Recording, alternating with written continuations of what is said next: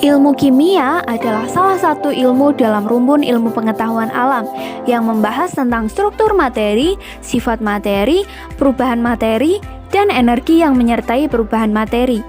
Namun, ilmu kimia sering dianggap sebagai bahan yang buruk dan tidak boleh dikonsumsi. Padahal sebenarnya banyak hal yang kita temui dalam kehidupan sehari-hari ini termasuk ke dalam ilmu kimia loh. Contohnya dalam pembuatan kue. Pada video Chemistry in a Cake ini, saya akan membuat dan menganalisis kue bolu kukus berdasarkan kajian ilmu kimia. Tujuannya agar mahasiswa mampu mengetahui penerapan ilmu kimia dalam kehidupan sehari-hari melalui pembuatan kue bolu kukus. Adapun bahan yang harus dipersiapkan dalam pembuatan kue ini adalah 200 gram tepung terigu, 200 gram gula pasir, setengah sendok teh vanili, 2 buah pewarna makanan, setengah sendok teh soda kue, 2 sendok teh emulsifier, dan 2 butir telur. Saat melakukan penyiapan bahan, harap dipastikan untuk menimbang bahan dengan cermat dan teliti agar mendapatkan jumlah yang tepat pada saat pembuatan kue. Sedangkan alat yang digunakan adalah baskom, pengaduk, mangkuk kertas, cetakan bolu, plastik segitiga, pengukus, panci, timbangan, dan lap. Setelah menyiapkan alat dan bahan, masukkan telur, emulsifier, dan gula pasir ke dalam baskom.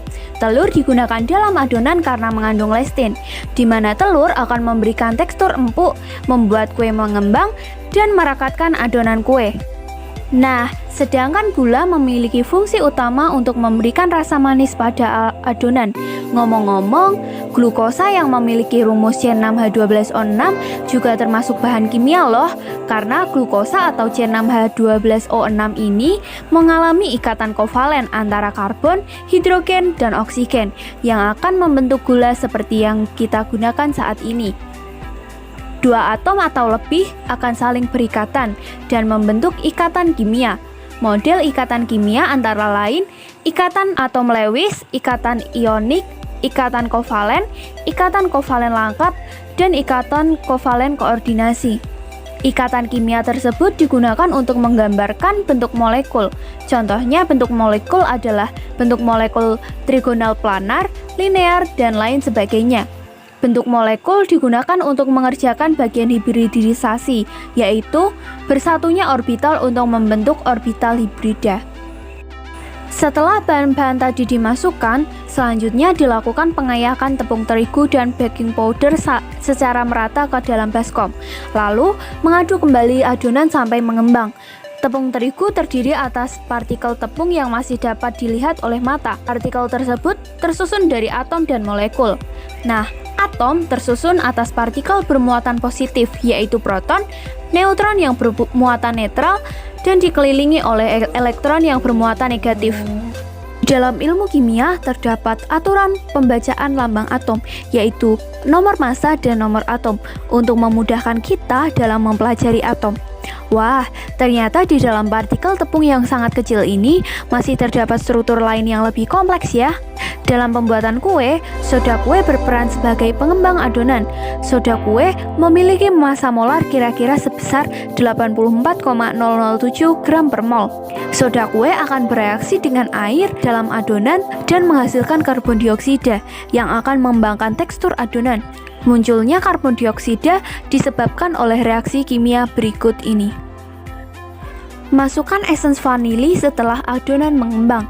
Kemudian, lakukan pengadukan sampai semua bahan tercampur dengan baik. Adonan kue merupakan salah satu koloid jenis sol. Karena adonan kue berasal dari dispersi koloid fase padat, yaitu tepung terigu dan bahan lainnya dalam cairan air.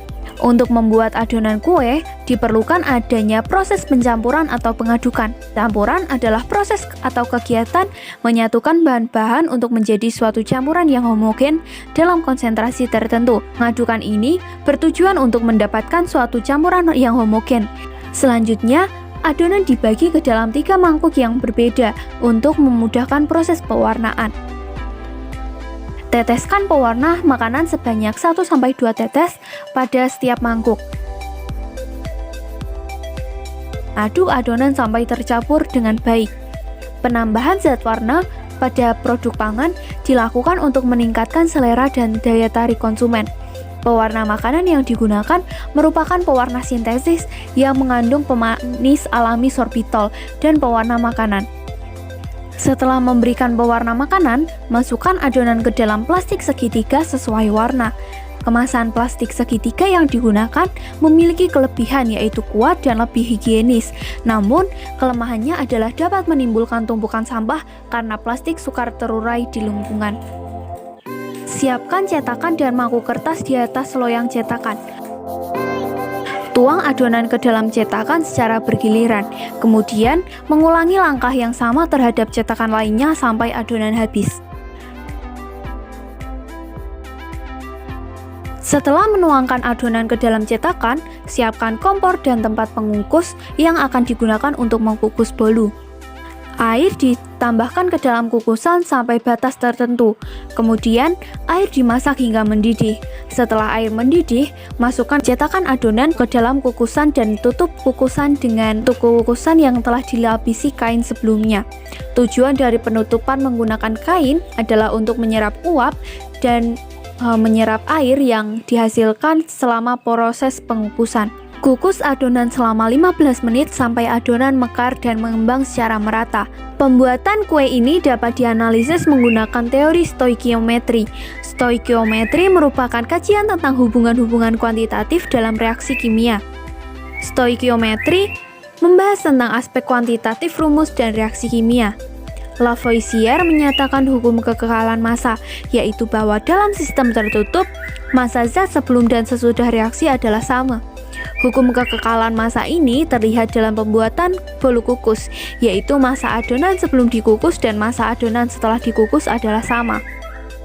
Hal ini menunjukkan bahwa tidak ada materi yang dapat diciptakan dan dimusnahkan oleh manusia, karena hanya Tuhan yang mampu menciptakan dan memusnahkan. Jadi, melalui video ini, saya akan menyimpulkan bahwa bahan-bahan yang ada di dapur juga termasuk bahan kimia, sehingga kita tidak lagi menganggap bahwa semua bahan kimia itu sesuatu yang buruk. Kita diajak untuk menggunakan bahan tersebut dengan tepat guna dan tidak secara berlebihan. Mari kita refleksikan manfaat ilmu kimia dalam kehidupan. Melalui ilmu kimia yang digunakan dengan bijaksana ini, biarlah nama Tuhan yang selalu dipermuliakan. Sekian video dari saya, terima kasih.